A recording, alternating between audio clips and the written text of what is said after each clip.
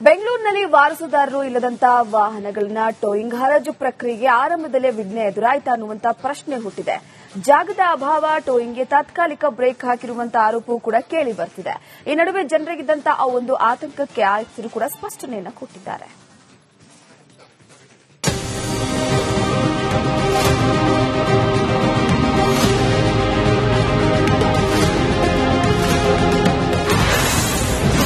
ಬಿಡಾಡಿ ವಾಹನಗಳ ಹರಾಜಿಗೆ ಆರಂಭದಲ್ಲಿಯೇ ವಿಘ್ನ. ಟೋಯಿಂಗ್ಗೆ ರೆಡಿ ವಾಹನ ಇಡೋದೆಲ್ಲಿ?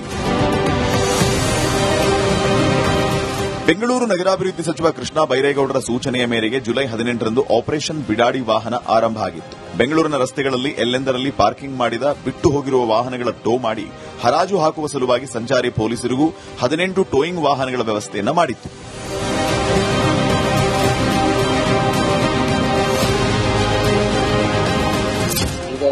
ಜಿಬಿಎ ಅವರು ಸುಮಾರು ನಮಗೆ 5 ಜಿಬಿಎ ಸೇರಿಸಿ 18 ಟೋಯಿಂಗ್ ಗಾಡಿಗಳು ನಮಗೆ ಅವರು ಕೊಟ್ಟಿದ್ದಾರೆ. ನಾರ್ತ್ ಅವ್ರದ್ದು ಟೆಂಡರ್ ಮುಗಿದಿತ್ತು ಮತ್ತೆ ಕೊಡ್ತಾ ಇದ್ದಾರೆ. ಟೋಟಲ್ ಅವ್ರು ಕೊಟ್ಟರೆ ಟೋಟಲ್ 18 ಟೋಯಿಂಗ್ ವೆಹಿಕಲ್ಸ್ ಆಗುತ್ತೆ. Approximately per day around 280 to 300 vehicles both 2 wheelers and 4 wheelers ನಾವು ಟೋ ಮಾಡ್ತಾ ಇದ್ದೀವಿ. ವಾರಸುದಾರ ಇಲ್ಲದ ವಾಹನಗಳ ಕಾರ್ಯಾಚರಣೆಗೆ ಆರಂಭದಲ್ಲಿಯೇ ವಿಘ್ನ ಎದುರಾಯಿತಾ ಅನ್ನೋ ಪ್ರಶ್ನೆ ಹುಟ್ಟುಕೊಂಡಿದೆ. ಬೆಂಗಳೂರಿನಾದ್ಯಂತ 5,000ಕ್ಕೂ ಹೆಚ್ಚು ವಾಹನಗಳನ್ನು ಗುರುತಿಸಿದ ಜಿಬಿಎ ವಾಹನಗಳನ್ನು ಟೋಯಿಂಗ್ ಮಾಡಿದಷ್ಟು ಸುಲಭವಾಗಿ ಸುರಕ್ಷಿತವಾಗಿ ಕಾಯ್ದಿರಿಸುವುದಕ್ಕೆ ಆಗ್ತಾ ಇಲ್ಲ ಅನ್ನೋ ಆರೋಪ ಕೇಳಿಬಂದಿದೆ.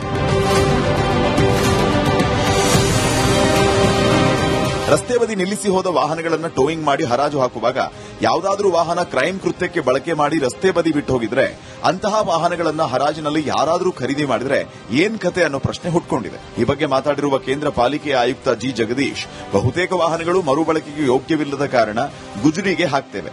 ಒಂದು ವೇಳೆ ಮರುಬಳಕೆಗೆ ಯೋಗ್ಯ ಇರುವ ಅನುಮಾನಾಸ್ಪದ ವಾಹನಗಳನ್ನು ಹರಾಜಿಗೆ ಮುನ್ನವೇ ಚರ್ಚೆ ಮಾಡಿ ನಿರ್ಧಾರ ತೆಗೆದುಕೊಳ್ತೀವಿ ಅಂತ ಹೇಳಿದ್ದಾರೆ. ನಾರ್ಮಲ್ ಆಗಿ ಈ ತರದ ವಾಹನಗಳು ಹರಾಜಲ್ಲಿ ತಗೊಳ್ಳಿಕ್ಕೆ ಓಡಿಸ್ಲಿಕ್ಕೆ ಬರದೇ ಇರುವಂತ ವಾಹನಗಳೇ ಇಲ್ಲಿರುವಂತದ್ದು. ಹಾಗಾಗಿ ಗುಜರಿಗೆ ಹಾಕುವಂತ ವಾಹನಗಳಿರೋದ್ರಿಂದ ಈ ವಾಹನಗಳನ್ನ ಗುಜರಿಗೆ ಹಾಕಬೇಕಾಗುತ್ತೆ. ಆ ನಿಟ್ಟಿನಲ್ಲಿ ನಾವು ಕ್ರಮ ಜರುಗಿಸ್ತಾ ಇದ್ದೀವಿ. ಗುಜರಿಗೆ ನಾವು ಹರಾಜು ಮೂಲಕ ಕೊಟ್ಟು ಅವರು ಗುಜರಿಗೆ ತೆಗೆದುಕೊಂಡು ಹೋಗುವಂತ, ಇದು ಮರುಬಳಕೆಗೆ ಬರದೇ ಇರುವಂತ ವಾಹನ, ಅದರಿಂದ ಮರುಬಳಕೆ ಮಾಡಲಿಕ್ಕೆ ಸಾಧ್ಯ ಆಗುತ್ತದೆ.